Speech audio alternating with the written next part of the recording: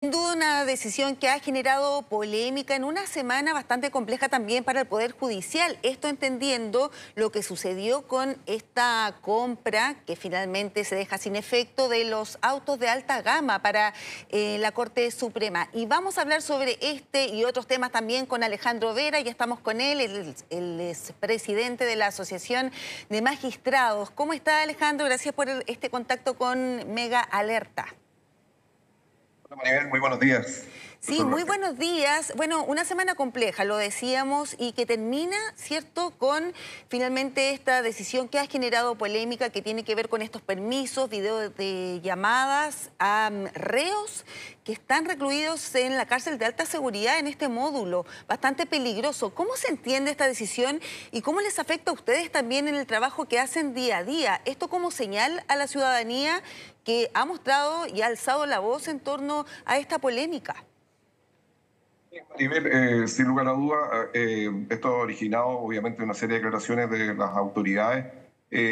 Para encuadrar este tema hay que entender que todas las semanas, especialmente el último día hábil de cada semana, todos los jueces de garantía van a verificar las condiciones en que están los privados de libertad. Los reclusos, ya sean que estén imputados, ya sea en prisión preventiva o condenados, los jueces de garantía tienen que ir a verificar las condiciones a las cárceles, a todos los lugares de privación de libertad. En ese contexto se produce esta visita que realiza el juez Urrutia a la cárcel, entiendo, de la cárcel de Santiago, Sí. y ahí quizás por alguna petición de estos mismos reclusos, él accede a esta videollamada. Obviamente usted ya, y de hecho lo ha declarado Gendarmería, ellos están en contra, digamos, de este video llamada. No se realiza, el juez de Urrutia cita a una audiencia, obviamente a Gendarmería, y que se llama una audiencia de cautela garantía, en el fondo, y cautela garantía en este caso se trataría de los reos, y donde Gendarmería mantiene su postura, digamos, de seguridad. El juez Urrutia mantiene la orden, y de esa decisión Gendarmería apela a la Corte de Sí. Apelaciones de Santiago, y el juez Urrutia le señala, digamos, sabe que este recurso de apelación no procede y no le da lugar a la apelación. Luego Gendarmería, y entiendo hoy en día también el Ministerio Público, va a la Corte de Apelaciones a decirle, sabe que el juez Urrutia no nos está dejando que se revise esta resolución, y en ese momento estamos, porque la Corte de Apelaciones dictó una orden de no innovar, dice, ¿sabe qué? No hagan nada mientras tanto, mientras nosotros nos resolvemos esta petición de Gendarmería y entiendo del Ministerio Público. Claro, se suspende finalmente ahora por la Corte de Apelaciones, pero vamos a estar muy pendientes también de lo que pueda decir con respecto a esta apelación. Ahora, magistrado, le quería preguntar, porque usted ha señalado que con finalmente delincuentes de alta peligrosidad no se debiese tomar este tipo de medidas. ¿Se equivocó el juez Urrutia?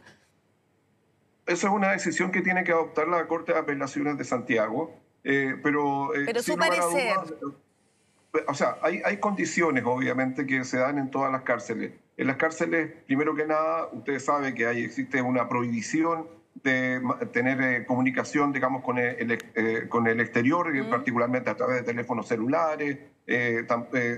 Obviamente solamente se otorgan visitas en ciertas oportunidades, digamos, por los familiares y quien acredite que sean familiares. Hay un control naturalmente de seguridad. ¿Por qué? Porque Gendarmería está preocupado de la seguridad de los internos, de la seguridad de los propios miembros de Gendarmería y del propio interno, digamos, que se lleva en el proceso. Y que además Gendarmería tiene una herramienta muy importante, que no se cometan nuevos delitos cuando los internos, digamos, estén dentro de las cárceles. Por eso, obviamente, se restringen este tipo de comunicaciones en forma de los internos, digamos, con el exterior. Y si bien no se, digamos, no se prohíbe, porque en el fondo las visitas, incluso mucha gente ha visto en las cárceles cuando hay unas tremendas filas fuera de las cárceles, es personas que van a visitar a los internos. Por lo mismo, entonces no es prudente determinar este tipo de medidas para este tipo de delincuentes. Estamos hablando de personas que participan, por ejemplo, en bandas criminales, de narcotráfico, Tren de Aragua, donde están imputados por delitos como homicidio, sicariato, etcétera. Efectivamente, lo normal, como le señalo, es que haya una suerte de restricción de esta forma de comunicación. La persona no está completamente libre, no está en el medio libre, y Gendarmería tiene que verificar las condiciones para estos objetivos que le acabo de señalar. Ahora, Y en ese pie, por eso aparece, digamos, obviamente a Gendarmería le parece muy extraña, digamos, esta orden que emite, digamos, el juez Urrutia. Pero yo no soy yo, digamos, para justificarla, porque no conozco las condiciones particulares ni exactas en que se produce, digamos, esta instrucción que da el juez Urrutia. Y obviamente tampoco conozco bien la posición de Gendarmería, porque yo no conozco si ellos eventualmente tenían antecedentes que se iba a cometer un nuevo delito desde dentro de la cárcel, o si hay contacto aún criminológico de estas personas que están internas con otras personas que están afuera. Son antecedentes que conoce obviamente el fiscal, el defensor de la causa, y particularmente Gendarmería, que hoy en día está a cargo, digamos, de la mantención de las mejores condiciones de la privación de libertad para estas personas. Y cuando hablo de mejores condiciones, son las mejores condiciones para el proceso y también las mejores condiciones para evitar la comisión de nuevos ilícitos. Claro, y se le pregunto de esta forma también, magistrado, ¿usted hubiese permitido estas videollamadas para estos delincuentes de alta peligrosidad? Eso lo va a tener que resolver la Corte de Apelaciones de Santiago. La Corte de Apelaciones de Santiago, digamos, va a tener que decidir si efectivamente correspondía o no, conforme a todos los antecedentes específicos de esta causa y la situación particular de cada uno de estos 7 imputados a los cuales se les permitió la videoconferencia, si es que eso era razonable, si era prudente. Pero usted como juez, ¿lo hubiese hecho, magistrado? O sea, yo tengo antecedentes que hay jueces de Chile, digamos, que han permitido en casos específicos, porque también los imputados tienen derecho a mantener contacto, digamos, con sus familiares. Y bajo ciertas condiciones se les permite la comunicación o telefónica e incluso videoconferencia. E incluso a nivel interamericano han habido algunos casos, digamos, donde incluso se han cerrado cárceles porque están demasiado lejos de la comunicación de la ciudadanía y de los familiares, digamos, que pueden mantener la comunicación, que pueden mantener los reclusos con sus familiares. De hecho, yo soy ministro de Corte de Apelaciones, muchas veces la ubicación de la persona que está detenida dice relación también para que pueda mantener su contacto, digamos, con sus familiares. Y esto no es un privilegio, sino que es una forma de reinserción social para evitar, digamos, que mantengan el completo aislamiento. O sea, hay restricciones, pero no se le prohíbe en general la comunicación, digamos, con sus familiares. Por eso es tan importante analizar, porque aquí hay 2 elementos en juego: este derecho a la comunicación para su reinserción social y la debida seguridad. Y en este caso, obviamente, todos entendemos que si está en una cárcel de alta seguridad y son personas, digamos, que están investigándose por delitos gravísimos, obviamente las condiciones de seguridad son, en definitiva, mayores, y en esas cárceles de seguridad se requiere tener una expertise. Las cárceles tienen condiciones especiales, las personas que trabajan ahí tienen una capacitación especial, y el edificio en sí mismo, digamos, reúne ciertas características especiales para resguardar la seguridad, en este caso de la Gendarmería, de los imputados y también de la ciudadanía, obviamente por la eventual comisión de nuevos delitos. Sí, vamos a estar pendientes con respecto a este tema, lo que pueda decir, por supuesto, la Corte de Apelaciones, si da curso o no a estas polémicas videollamadas que fueron permitidas por el juez Urrutia. Lo quería llevar a otro tema, lo decíamos, una semana bastante compleja para el Poder Judicial, que tiene que ver con esta compra de Lexus, son vehículos de alta gama, que finalmente se revierte. ¿Qué le pareció esta decisión? Bueno, la decisión yo creo que fue lo más adecuado. Lo que originó esto, y también en general dentro de los jueces y de la Asociación de Magistrados, se produjo una suerte, digamos, de desazón, digamos, por esta decisión. E incluso nosotros aquí, quiero reiterar que nosotros no hicimos una declaración en un principio, nos mantuvimos un poco en silencio por una razón muy específica, porque aquí había un tema, digamos, si era de alta gama o no alta gama, que las características del vehículo. La verdad, la cosa es que el Poder Judicial tiene dificultades mucho más importantes que esa. Hay una falta de dotación, hay una falta de recursos que nosotros venimos denunciando desde hace años. De hecho, actualmente faltan más de 300 jueces hoy en día para resolver las causas de la ciudadanía. Y cuando nosotros pedimos recursos, no pedimos recursos, digamos, para nosotros, pedimos recursos para darle una respuesta eficiente a la ciudadanía, para evitar que en una causa laboral, esa causa del trabajador no reciba su sueldo sino después de meses o de años, o lo mismo, digamos, para fijar una pensión alimenticia, nosotros vemos, por ejemplo, en materia laboral, hemos sostenido la necesidad de crear un tercer juzgado laboral en Santiago. O sea, Falta jueces en Valparaíso, faltan jueces en Concepción. Entonces, ahí debiesen enfocarse los recursos, no en un vehículo de alta gama que cuesta cada uno 60 millones de pesos. Exacto. Exacto, o sea, en el fondo nuestro enfoque va en el sentido de priorizar los recursos y entendemos que esto aquí es sumamente importante que lo entienda tanto el Poder Judicial, tanto el gobierno como el Congreso. Nosotros hemos visto año a año cómo se ha ido disminuyendo el presupuesto para el Poder Judicial. Ahora, el Poder Judicial, todo el Poder Judicial tiene solamente un 0,8% de la ley de presupuesto, 0,8%, una torta de 100. Menos del 1% le corresponde a todo el Poder Judicial, que está repartido entre todo el país con una serie de condiciones de trabajo esforzado y de deficiencia incluso, digamos, en los edificios. Magistrado, ¿y fue un descriterio entonces esta decisión que quería cursar, que había sido aprobada por la mayoría de los magistrados de la Corte Suprema? ¿Fue un descriterio? No lo puedo calificar así. Porque ¿Cómo lo califica entonces? Como le decía, digamos, se produjo alguna suerte de sazón porque vimos que no había una prioridad en la toma de decisiones. Porque este tema, y lo he dicho en otras ocasiones, el hecho, digamos, la decisión de que ciertas personas, porque no todo el Poder Judicial, no todos los jueces ni todos los ministros tienen auto, sino que ciertas personas dentro del Poder Judicial tengan vehículos, es una decisión que adoptó el Congreso en su oportunidad y se le otorgó un presupuesto al Poder Judicial para que tuvieran esos vehículos. No voy a entrar a debatir, digamos, por qué razón tienen que tenerlo o no, pero obviamente es por su condición de su trabajo y de su cargo. Ahora lo que correspondía era la renovación de ese vehículo. Claro. Y esa renovación bien está sujeta a una serie de reglamentos que da la Dirección de Presupuesto, la DIPRES, y también en base, digamos, al reglamento que tiene la ley de presupuesto. Y eso significa que el vehículo que tenían, en el fondo, no podía tener cierta cantidad de años, hasta creo que son 8 años, tienen que ser renovados. Por los gastos que significa la mantención de ese vehículo, por temas de seguridad y todo. Y hay hay un reglamento que regula la renovación. Entonces, digamos, yo tampoco, digamos, voy a entrar a criticar ni la ley ni los reglamentos, sino que quizás la renovación tenía que hacerse y debe hacerse. Pero ahora las condiciones uno podría discutirlas, obviamente, y que obviamente generan, como le digo, generaron desazón por estas necesidades mucho más importantes que nosotros tenemos dentro del Poder Judicial. Claro, a usted les generó desazón, pero a la gente, a la ciudadanía, indignación también, porque acá están viendo si hay un sector del Poder Judicial que es privilegiado, que finalmente da el visto bueno a un auto de alta gama, entendiendo que ellos también tienen un alto sueldo, un alto salario, y que, por un lado, se les da este automóvil y otro que tienen que dar y visar uno de 60 millones de pesos. Eso, la verdad, que causa bastante indignación a la gente, porque la gente común y corriente se financia por sí sola, ¿cierto?, el traslado, por ejemplo, para ir a su trabajo.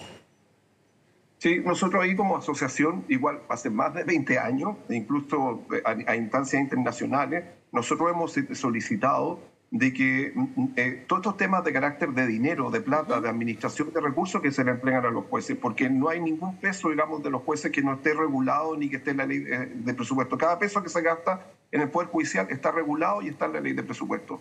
Pero lo que nosotros sí hemos criticado es quién toma la decisión en que se gasta. Y ahí nosotros hemos dicho, ¿sabe qué? Esta decisión tiene que ser adoptada por un organismo autónomo, profesional, técnico, y que sea ajeno, digamos, a los jueces. Yo soy juez y en el fondo lo que yo me dedico es a dictar sentencia. Bueno, en este caso estoy en un cargo gremial, pero justamente para defender estos temas.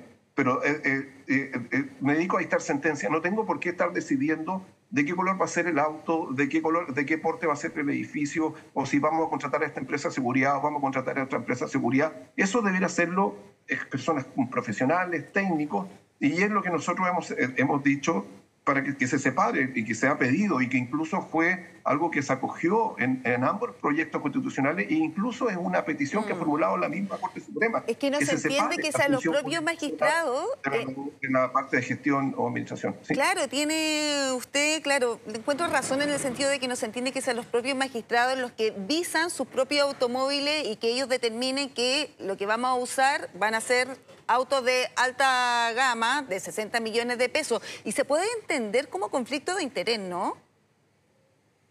Es que No así, porque inclusive esta facultad económica que tiene la Corte Suprema está en la Constitución. Ya. Entonces, ellos son de alguna manera, y de hecho, lo que nosotros hoy en día estamos pidiendo, además de la Corte Suprema, existe un organismo que se llama el Consejo Superior de la Corporación Administrativa del Poder Judicial que maneja todos estos recursos. Lo que nosotros ayer solicitamos, y lo hemos hablado incluso con el presidente de la Corte Suprema, don Ricardo Blanco, de la necesidad de que nosotros como asociación podamos participar con voz y voto en la toma de estas decisiones. ¿Por qué? Por transparencia. ¿Por qué? Porque nosotros tenemos experiencia en el sentido de toma de estas decisiones y además tenemos experiencia de lo que está pasando de Arica a Punta Arenas, de la realidad de cada uno de los tribunales, y conocemos con claridad la priorización de nuestras necesidades como Poder Judicial, las necesidades que uno ve en la gente y la respuesta que uno le da a la ciudadanía a sus necesidades y la urgencia que eso tiene. Entonces, cuando uno mira eso, obviamente, claro, uno tiene que priorizar los recursos y obviamente yo no puedo estar pensando, yo no me puedo presentar con un vehículo de alta gama en Gualeguay o en Purén, en el fondo, o en lugares donde las necesidades son necesidades absolutamente extremas, o lo que está sucediendo hoy en día en Valparaíso. O sea, entonces, cuando uno ve la realidad completa del país, claro, a veces duelen este tipo de decisiones. Y por eso pedimos, de alguna manera, generar esta participación y que se encuadra hoy en día en la necesidad de generar un Estado abierto que en el fondo que es necesario para el desarrollo sustentable de los países.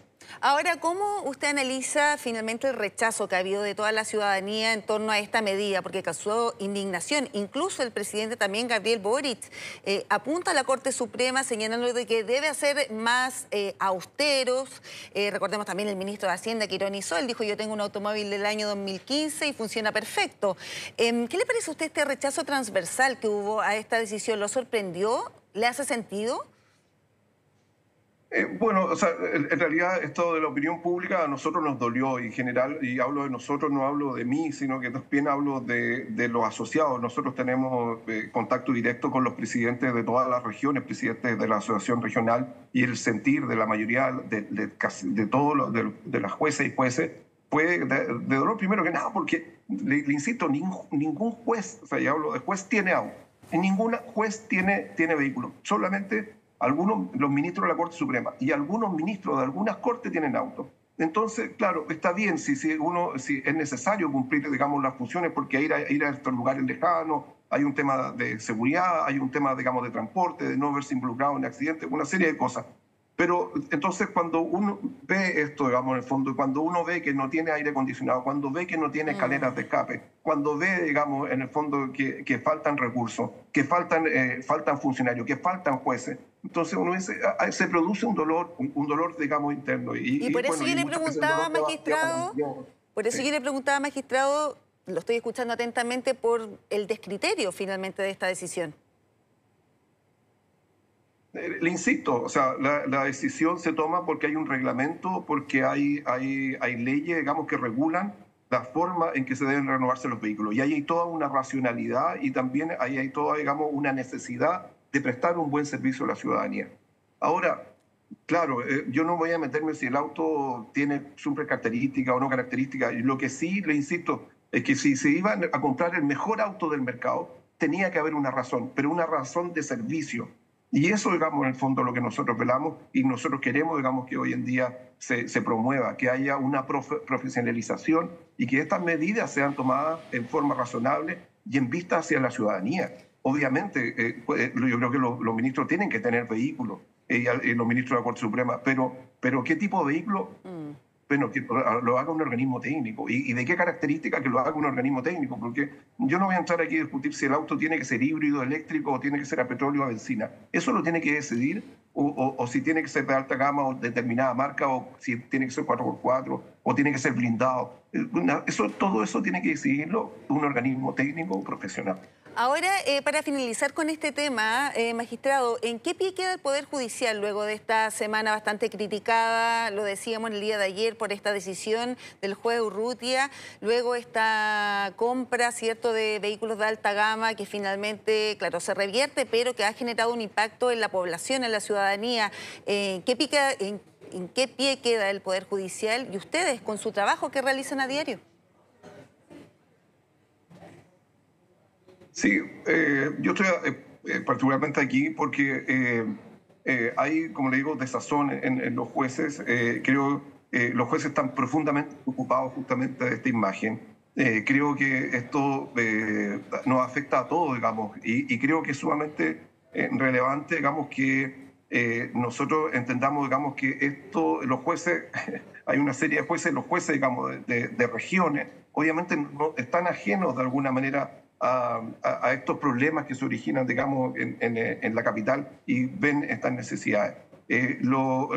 A nosotros nos interesa mucho porque como asociación, porque nos interesa, digamos, que si hay una imagen del Poder Judicial, tenemos un fortalecimiento del Estado y tenemos un fortalecimiento de la democracia, tenemos un mejor índice de satisfacción y tenemos una mejor calidad de vida, una mayor tranquilidad. Nosotros, como Poder Judicial, tenemos que entregar paz y tranquilidad a la gente. Eso es nuestro objetivo.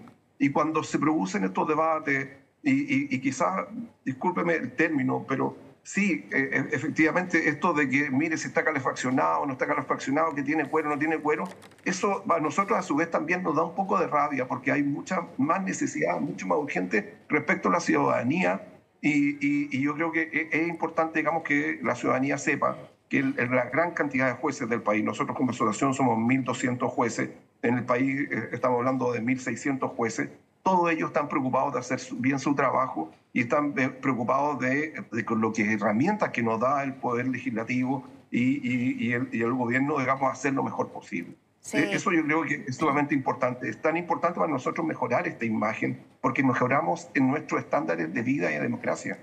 Eso es súper importante.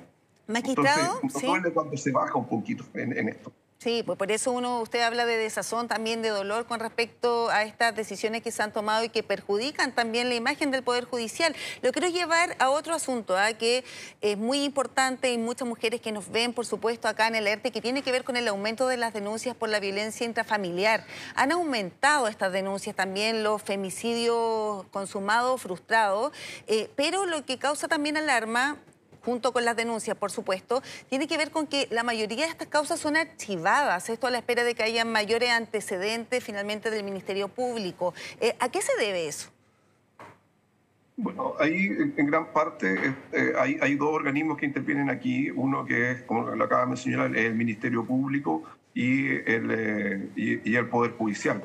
En ese sentido, tengo entendido que el Ministerio Público siempre está recibiendo, digamos, a las víctimas, se está comunicando con ellas. Hay un proceso natural de la violencia que se produce, y particularmente en este caso de la violencia de pareja, la violencia intrafamiliar, que primero, digamos, viene, claro, la denuncia, pero después viene un proceso, digamos, justamente dentro de la semana que se llama incluso la luna de miel, como que después se vuelve, porque hay algunos mitos que tiene la ciudadanía que no son tales. A veces existe la violencia existiendo amor, o existiendo cariño, y eso, digamos, después viene, digamos, una semana, digamos, de lo que se denomina técnicamente luna de miel, y después luego vuelve a recrudecer el tema de la violencia. Por eso es tan importante que tanto los organismos policiales como el Ministerio Público y también el Poder Judicial actúen en el tiempo justamente que la mujer tuvo el ánimo, tuvo la fuerza de poder salir de este ciclo de violencia y decir denuncio. Ahí, sin lugar, necesitamos una contención rápida y necesitamos también tramitar la causa rápidamente. ¿Por qué se demora tanto? Necesitamos gente. Hoy día en el Poder Judicial se dejaron de contratar a 600 personas. El juez está dictando sentencia, el juez puede que no la atienda directamente, sí, el fiscal lo va a atender directamente, el juez normalmente está en audiencia toda la mañana. ¿Quién lo llama? ¿Quién se preocupa de notificarla? ¿Quién se preocupa, digamos, de recibirlo? Va a ser el consejero técnico, va a ser el funcionario, digamos, judicial el que va a llamar. Necesitamos, digamos, más recursos, necesitamos mejor comunicación, necesitamos el fono de llamado y que no exista un call center, digamos, del Poder Judicial para recibir todo este tipo de denuncias y tramitarla. Y ese call center, digamos, funciona con personas. No nos sirven a nosotros los bots porque hay una serie de temas, digamos, que hay que tratarlo. Y por eso nosotros pedimos más recursos, más dotación de funcionarios O y sea, más tribunales. no es O sea, suficiente la dotación para la cantidad de denuncias que hay y que se ha incrementado en este último tiempo. Mire, le doy cifras. Por ejemplo, el año 2018 hubo 121 femicidios frustrados y consumados también. El año 2023, 342. Y esto se suma a las amplias denuncias que hay también por violencia intrafamiliar, que han aumentado también. Sí, claro, sí, sí. O sea, el tema de la violencia intrafamiliar también está dado, digamos, justamente por el tipo de sociedad que vivimos y también yo creo que ahí es importante, digamos, dejar claro que es sumamente insistir en esto de la acogida. En el último tiempo, en los últimos años, se han dictado 17 leyes en materia de familia, pero ninguna de esas leyes ha venido con recursos presupuestarios, no ha venido con aumento de dotación de jueces ni dotación de funcionarios. Entonces, los jueces y los funcionarios, digamos, se ven, y lo mismo pasa con la Policía de Investigación y con Carabineros, se ven atochados con una gran cantidad de denuncias y a veces, en vez de contestarle al segundo día, al tercer día, se le contesta a los 15 días. Y muchas veces la mujer dice, ¿sabe qué? Yo no quiero seguir con esto o no quiero denunciar. Esperé tanto tiempo, ya estoy en otro ciclo, tengo otras necesidades y no voy a seguir y las denuncias caen. Yo creo que eso es sumamente importante. Necesitamos, e insisto, esto es como un poco un grito, digamos, en el fondo necesitamos más recursos. Y de verdad, o sea, si usted analiza que todo el Poder Judicial tiene un 0,8%, que no es un estándar tampoco de la OCDE, nosotros queremos ser países desarrollados, pero en estos temas, particularmente en el tema del Poder Judicial, no estamos quedando atrás. Y no estamos quedando atrás, tanto en la estructura como en temas de recursos. Y para poder hacer frente a esta necesidad de la ciudadanía, y particularmente a las mujeres que sufren día a día este verdadero virus de violencia en sus hogares. Y eso es lo preocupante también, porque muchas de las mujeres que nos pueden estar viendo dicen, ¿para qué voy a denunciar si finalmente la causa va a ser archivada y no voy a tener ninguna respuesta o algo concreto? Sí, efectivamente ahí necesitamos, digamos, una mejor recepción y una mayor respuesta más rápida, oportuna y también mucho más humana, digamos, también. Sí, o sea, eso es un tema, digamos. Sí. Yo he visto, digamos, cómo tanto el Ministerio Público como el gobierno, como la policía han hecho campañas, digamos, en el fondo para que las mujeres salgan del ciclo de la violencia y denuncien. Es tan importante denunciar y hacer público esto, porque normalmente la violencia se da en un ciclo de encierro, se da en un ciclo donde la persona, el agresor, trata de aislar a la mujer, digamos, de sus amigos, de la sociedad, y es tan importante que a veces es el teléfono o cualquier otro medio que ella mujer tenga para poder denunciar. Y nosotros como Poder Judicial y como asociación estamos preocupados de que al otro lado de ese teléfono haya alguien que la reciba, que lo reciba de forma pronta y que le dé una respuesta a esos temas.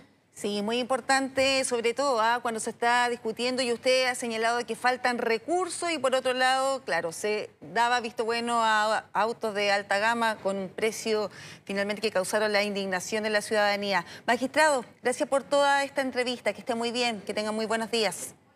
Muchas gracias, Maribel, que tenga un buen fin de semana. Muchas gracias.